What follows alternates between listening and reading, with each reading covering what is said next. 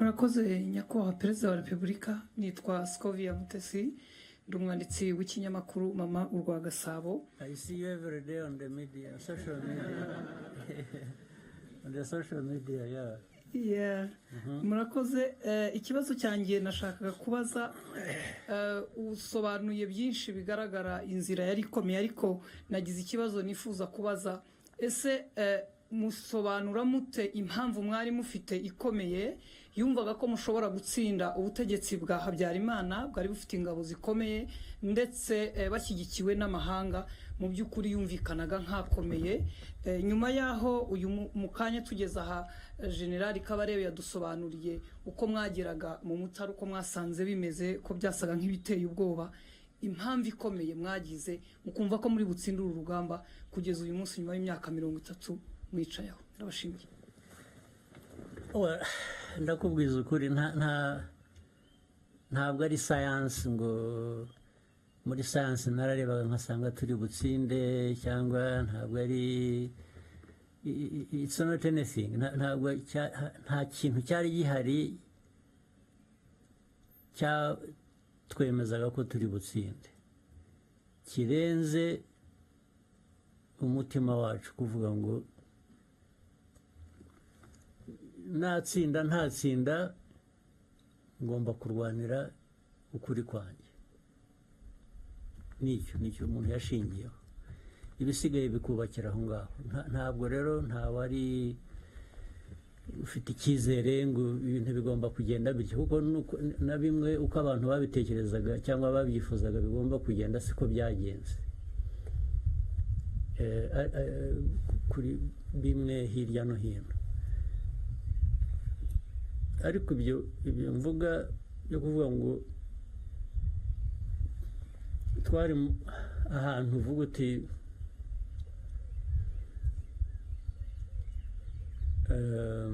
bya bintu natangiriyeho ngira ngo wenda nabivuze mu Cyongereza mbivuga mu Kinyarwanda, aho uvuga uti ariko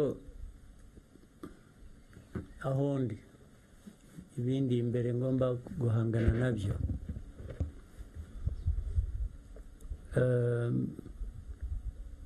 Mfite uburyo bungana iki kugira ngo nkore kimwe cyangwa nkore ikindi, ariko ukaba ufite ibintu bibiri gusa, kuvuga ngo either ndabihunga nigendere nkiza amagara yanjye, kuko hari ababikoze barahunga barigendera babivamo, n'ubu barakiruka ntibaragaruka. Ibyo babikora. Ikindi ni ukuvuga ngo oya, ntabwo ndi bugenze, ibyo narwaniraga n'ubundi ni ukuri kwanjye, ngomba kubikomeza, ni nabizera mbizire. Ni ibintu bibiri rero, yezo urahunga cyangwa urasigara uhangane n'ikibazo. Ibi byo guhangana n'ikibazo byari mu bantu benshi, nicyo cyiza cyabyo, byari mu Banyarwanda benshi, ntabwo bari bake. Abahunze ngira ngo nibo bake kurusha basigaye bahanganye n'ibibazo. Muri uko guhangana rero n'ibibazo nyine ugomba gukoresha rero ubwenge, noneho gukoresha ubwenge. Ese uhangana n'ibibazo ute? Guhitamo inzira uhangana nabyo nayo noneho niho hazira gukoresha umutima n'ubwenge, bikaguha icyo gukora bitewe n'icyo ufite, n'icyo uzi ku mwanzi, n'uburyo bwo gukoresha kugira ngo utsinda ari urugamba rumwe hano cyangwa ahandi, cyangwa utsinda urugamba runini rwo kurangiza ikibazo cyose. Nta kindi cyizere, nta kintu cyari gihari cyaha umuntu uwo ari we wese. Yewe n'abatsinzwe banza batari bazi ko bazatsindwa, babaga bazi ko ni leta, bafite ibyangombwa byose, bumvaga bari aho. Twebwe bitaga inyenzi, bazatunyura hejuru gusa bakagenda. natwe kubera aho twavaga nuko twari tumeze n'ubushobozi butari buhagije twari dufite, usibye uwo mutima wo gukora ibyo ushaka gukora, warabikoraga ariko nta garanti, nta kintu cyakwemezaga ngo ibyo urwanira uzabigeraho, ariko wagomba kurwana anyway kuko nicyo wahisemo kandi niyo inzira yari iri imbere yawe warebaga wakoresha gusa. So ntazagira ukubeshya ngo ibyo twita intsinzi ngo barayirebaga. Barayirwaniye bayigeraho, ariko kuba warayirebaga iza ibyo bizavugwa n'utari uhari. Murakoze cyane nyakubahwa, murakoze kuba mwaduhaye umwanya wo kutuganiriza kuri uyu munsi aho twateraniye aha ku Murindi habereye amateka akomeye ya RPA na RPF. Tukaba twaje turi urubyiruko, twese cyangwa se benshi muri twebwe dukoresha imbuga nkoranyambaga nk'umwuga cyangwa se mu kwamamaza ibikorwa bigiye bitandukanye dukora. Tukaba tunazi yuko social media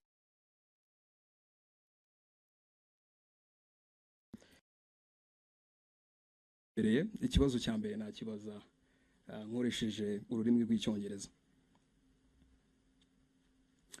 30 years ago, you were exactly here. 36 years old, probably younger than a few people in this audience, maybe not me, but a few people here. Outnumbered significantly, facing a reality that hundreds of thousands of people's lives, including some of your relatives, were at stake.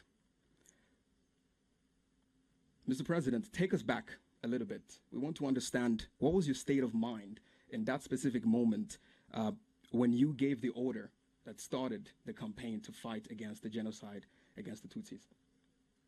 Thank you.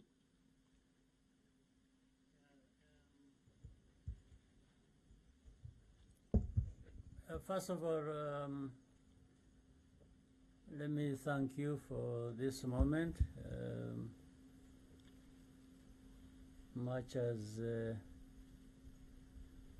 going back in time sometimes is very difficult. At least on my part, I wish I could forget completely some of those things or days, but anyway, that is life. So what you've just said is very true. We're here.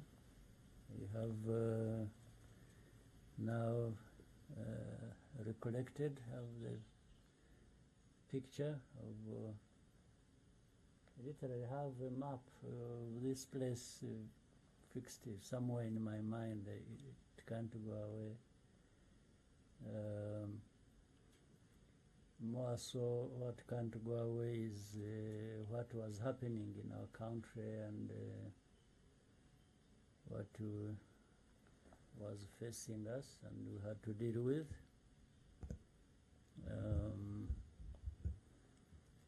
You know, I speak from my understanding. When you are faced with a situation like that was at the time, there are few things that come to your mind, and there are few choices. Either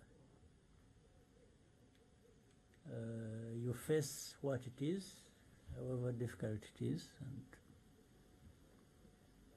and invest everything in you to deal with that, or you break down and run away. There is really nothing in between. Either you do something and or don't do it, and the consequences either way are very obvious. But at that time, sometimes it is not obvious. You only come to think about it later. So, from the beginning, when the struggle started,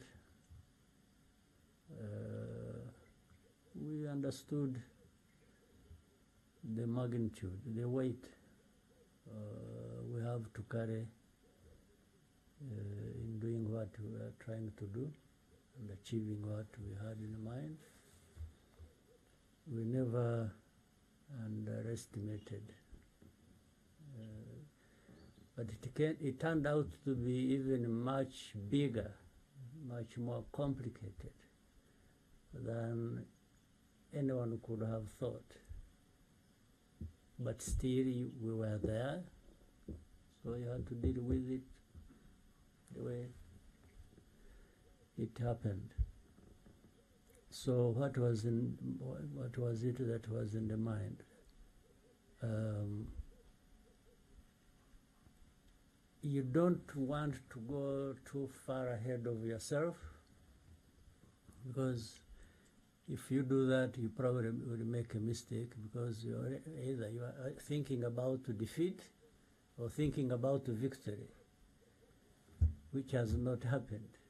And if you thought of one, if you are sure you are going to succeed, it may end up actually being a failure. Or if you think you have already failed, that means you're not going to try as much as you could have, and you may actually end up with a failure when it could have been different, when you could have succeeded if you tried everything you could. So here, this is the place where so many things happen. First of all, taking this place and occupying it and turning it into headquarters for the RPF and the RPA combined must have happened in 1992, I think around April maybe, if I remember, or towards that, because the RPA was involved in the fighting along the border, and we hadn't taken much of the territory inside Rwanda. We were really surviving along the border between Rwanda and Uganda, where some of us had come from. And so the RPF, meaning the chairman, the commissioners, were not part of the fighting force. We are staying in different parts. In fact, we had the headquarters in Brussels, Belgium, but we also had another in Kampala, Uganda. That's where it all started. And then sub-headquarters in different parts of the world. So when we took this place, we were able to bring the two closer together, or really together, the RPA and the RPF, and this became our headquarters after taking, because, you know, a little bit of history. When the war started, 1990, I was, before that, I was serving in the Ugandan army and so on and so forth. Most of us were, or a number of us. And when the war started, I was not anywhere near here. I was attending a military course in Kansas, Fort Leavenworth, Kansas, a Command and General Staff College. Yeah, but I had now to work my way back to be here with the rest. So when I came, I found chaos. Because the first leader of our struggle had been killed on the second day of the attack, Fred Rwigema, and so understandably, it was already a difficult situation. Then the organization loses a leader, and what follows is easy to understand. So when I came back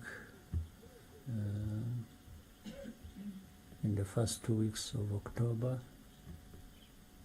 I arrived back from the US and came and joined the others and tried to reorganize, and so that's when we reorganized and started fighting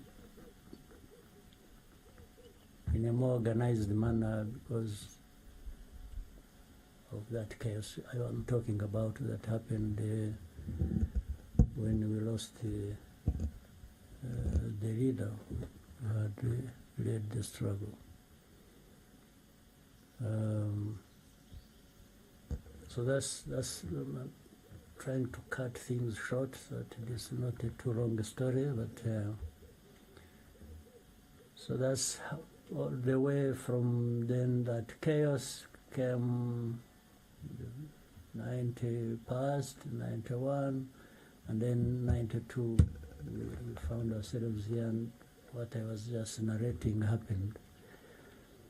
And it happened after we had taken places around here. In fact, that was specifically after attacking Byumba, Gicumbi. Now we are going to have a meeting. There were government forces of that time, and there were also forces deployed here in different parts. So we planned and moved from the east because we are more towards Nyagatare and in between. We are trying to survive. So we organized and attacked a number of government enemy positions around, including the one here, which happened after actually taking Byumba, then Gicumbi and different other parts. We did by bypassing their positions and actually attacked them from the back. We went through the enemy deployments, cut through, and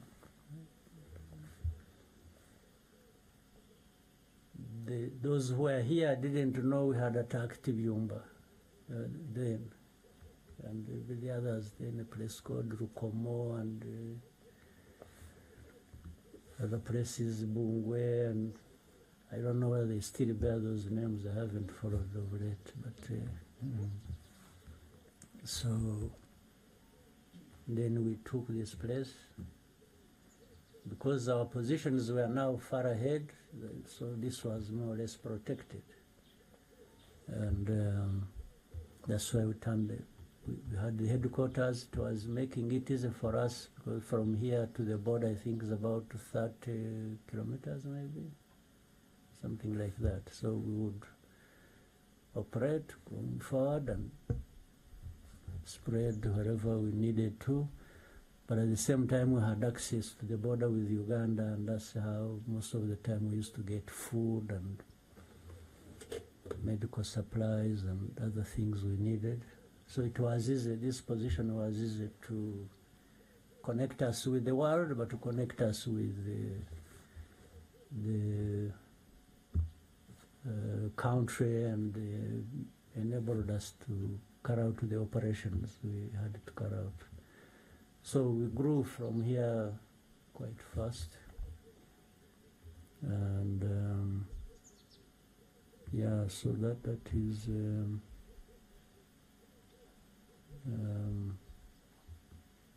a number of things. It was coordinating from the east, but also that north now is when we were in Virunga. So it was like this. So we are here and we used to coordinate.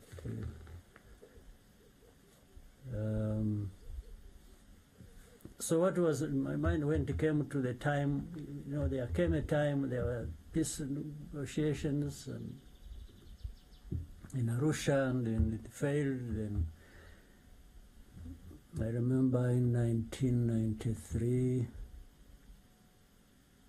yeah, was it 93, February 8th, I think, the Arusha peace negotiations failed, and because the government had started killing people in Kibirira, or started killing Bagogwe in those areas, and we told them we can't be here talking peace and then they kill people again, so that means we are going to fight again. And so the negotiations failed in 92. We stopped because of that, and they resumed fighting. In fact, that's when we took now a much bigger territory than we even had when we resumed fighting later on. We spread, and yeah, so from 93 February, we had, because of ceasefire and in peace negotiations, we got an opportunity and trained the fighters, and they were ready for the next task, meaning when the ceasefire broke, then we resumed fighting. We took, you heard of, there used to be a demilitarized zone that you have heard about. When we fought, took a territory, then there was a global outcry and everybody was descending on us, and they thought we were going to take Kigali actually. But I don't think, much as we could easily have militarily from the operational point of view, would have easily taken Kigali, but I thought politically it would be a big mistake, and that's why I prevailed over. There was the urgency for people to say, well, let's finish the job, but I thought it wasn't going to, the job wasn't to get finished, because in a way we would be overstretched, then we are taking on something much bigger than we can handle, organizing the country, but still the forces they were being defeated here, but as the government was still established, you know, they still had forces. I think we would have faced bigger problems than people thought. So, but when you were being told we must go back so that peace talks continue, resume, and continue, in the end we put a demand which we would not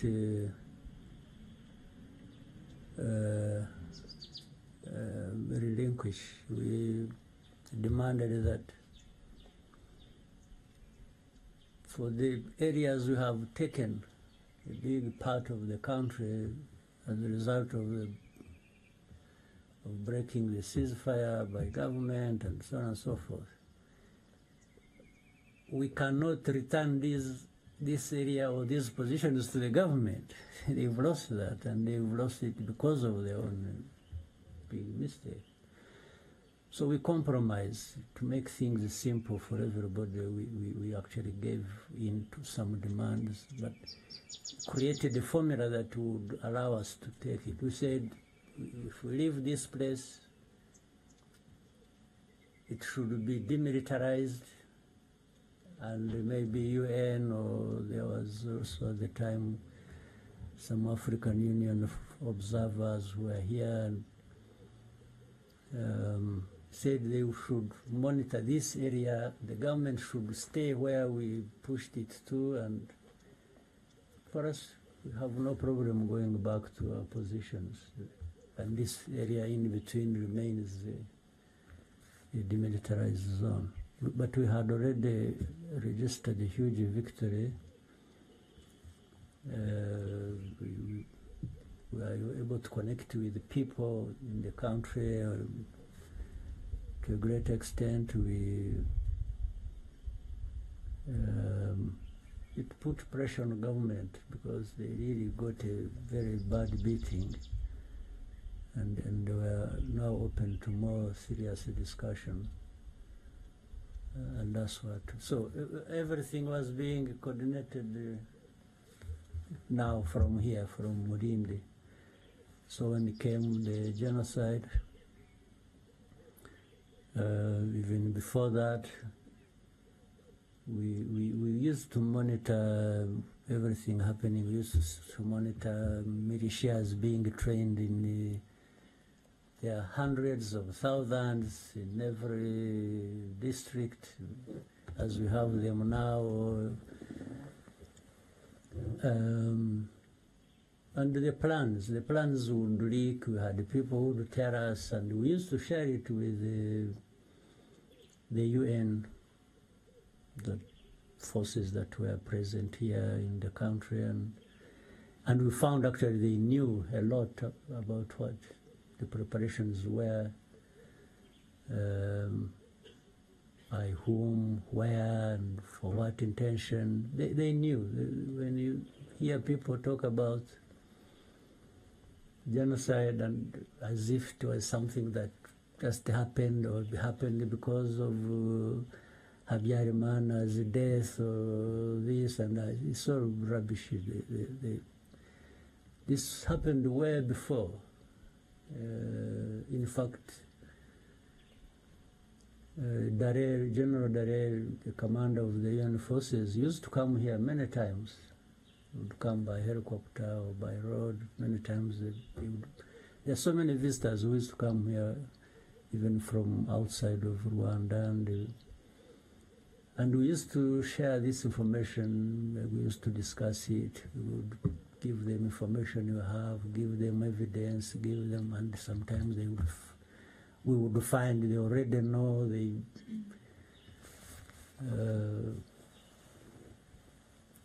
So, yeah, there's a particular question you raised, what the feeling was when things were happening, including when genocide started. You know, it is hard to go back and tell people what you are thinking. Honestly, I don't even remember some of the things I was thinking. Things were happening so fast, and it was so stressful, and I spent more time and energy trying to stabilize myself so that I don't collapse under the weight of everything. But focused on saying, first, if it is fighting, we must fight to win. If it is even politics, we must do the right thing politically, still make progress. And then when the genocide started, the immediate thing was to fight the people who were killing. Second, try and save as many people as we could, if it were possible, but same time collapsing the government that was responsible for that. While we had many people, there's not a person even here, I'm sure among you, there's not a person here who doesn't have a number of people who were killed that were known to them, were relatives, were parents, were children, were things like that. And by the way, it is because I've asked many times. You see, in a situation like ours, genocide is happening. There are perpetrators, there are victims. But overall, there is nobody who is not dying on either side. You are killing people, they are in a genocide, you are therefore going for those you are targeting. But at the same time, those who are doing the killing of other people were also facing death because we had to fight them. So in the end, nobody, there's not a single person of the millions here in Rwanda who would say they gained from this. Everybody lost. Even those who started it and started killing people, they wanted to achieve something, but they didn't achieve it. Because what they intended to achieve was not just killing a few. They wanted to exterminate people. A certain group of people, they thought deserved that, or they wanted to kill. So it didn't happen because not everybody died. There is always going to be people who will remain alive. And